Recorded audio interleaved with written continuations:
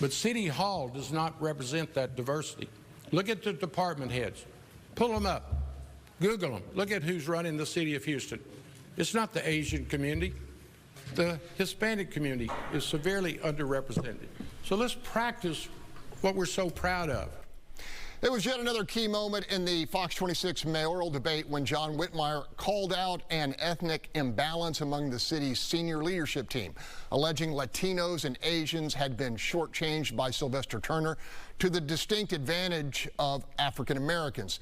Less than 48 hours later, the mayor fired back. To imply that there is no diversity and there's only one look, that's a dog whistle. Here are the hard numbers of the 22 city department heads on the website. 13 are African American, 5 are Caucasian, 4 are Latino, and none are Asian. Panel the simple math. Black Houstonians comprise around 24% of the population, but nearly 60% of the current slate of department heads. All right, Paul, Latinos in Houston represent something like 45% of the population, not so much in the top jobs at City Hall. Yeah, I think when people talk about the Hispanic community being disengaged, I think this would be an example of why they're disengaged and what they feel is separate from the power structure. So whether that power structure is traditionally Anglo, traditionally black, it's not been traditionally Hispanic. I think we have one city council member right now who's Hispanic. HISD under the last administration, not this one, had one person at cabinet who was Hispanic in a district that's 70% Hispanic. So this is a pattern that has happened over time. I think what's really the key here is representation and people who understand the community. And so quite simply, if there are more people who are of a certain background and they are not represented, just as they may not be represented geographically, it's important for any city leadership, organizational leadership, to try to bring those people in to have a better understanding of what's happening in the community. And I think that's what we're aspirationally moving towards. Tamara Bell, dog whistle, not a dog whistle? Dog whistle. During Denise Parker's administration, she had 13 whites, she had 7 blacks, and she had 2 Hispanics. Sylvester, when he started, unfortunately, Anna Russell died. She was white. Tinio was the finance. She was Asian. Acevedo left. He was Hispanic. He had, unfortunately, Patrick Walsh died. But he had literally, you couldn't get more multicultural. And let's talk about the cabinet, which y'all didn't mention at all.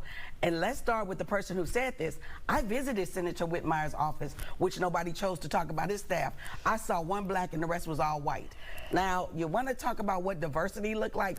That ain't how it look. All right, Bill, let's talk about brass tacks here. Was Whitmire talking to Asian and Latino voters, some who may consider not staying home and going to the polls? Was that Sure, look, this has been a subtext that's been going on in Houston for a long time. It's really been fought out at HISD more so than the city of Houston.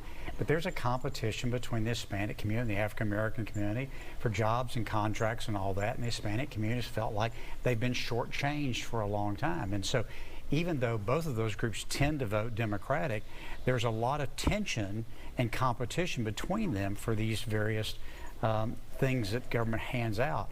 And so I think John was playing into that competition and leaning into it in the debate. I know you and Gene Wu don't normally talk regularly. But no, actually I do talk to him. Yeah, so 2 days after this, Gene Wu endorses Whitmire. Coincidence? It might have been a connection, but what's fascinating about this is this. It's not about the color of the person in this office, it's whether they're qualified and they're doing a good job. Now, my criticism of Turner would be, I don't care what color these people are, they could be all black, all Hispanic, all Asian. Representation's a good idea if you can get quality representation. But if you look at his department heads, it's one disaster after another. That's the real issue. We're going to talk about a disaster in the next block.